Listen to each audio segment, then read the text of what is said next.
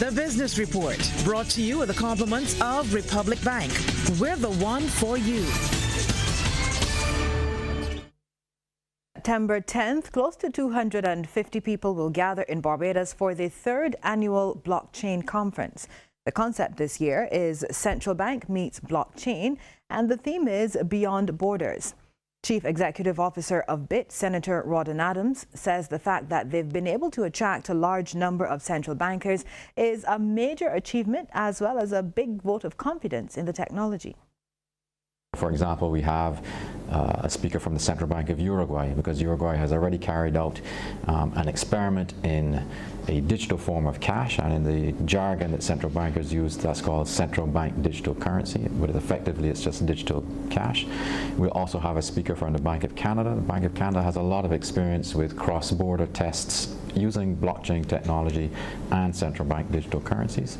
We've got a speaker coming from the Central Bank of the Bahamas. The Bahamas is also thinking of carrying out a pilot to test the potential of central bank digital currencies.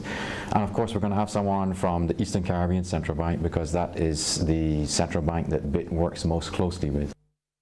Senator Adams told the Business Report there is a clear shifting of position toward using digital money. Among other things, it allows regional economies to free themselves from the US dollar. If we could reduce that dependence, we actually end up solving quite a few problems, not just at the central bank level. There are things that impact, I touched on remittances, someone wanting to send money from, say, St. Lucia to Grenada. But there are things that impact regional companies, that might have operations sometimes in 7, 8 different currencies. How do they manage that in their treasury? And many of these things like that, like e-commerce and promoting e-commerce, like allowing financial institutions, credit unions and banks to offer more and cheaper services to their clients and members.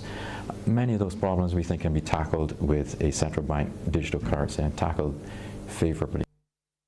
Negotiations between government and the Barbados Light and Power Company regarding its contract renewal are at a sensitive stage.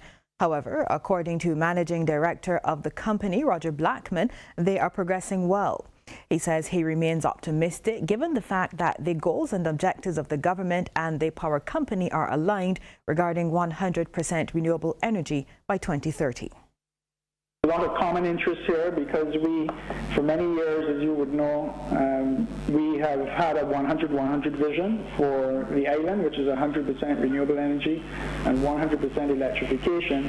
And the recently launched or announced energy policy of the government is essentially saying the same thing by 2030. So we're very much aligned with the goals and objectives of the energy policy, and we're doing our part to facilitate, which means in some instances installing our own generation, which we started many years ago with the solar plant. Well, let's take a look now at how stocks traded on selected exchanges across the region. In Jamaica, trading activity was unavailable due to technical difficulties. In Trinidad and Tobago, Sagicor Financial Corporation Limited was the volume leader, with 328,983 shares changing hands, all for a value of $3,437,872.35. And here in Barbados, there was no activity on the regular market.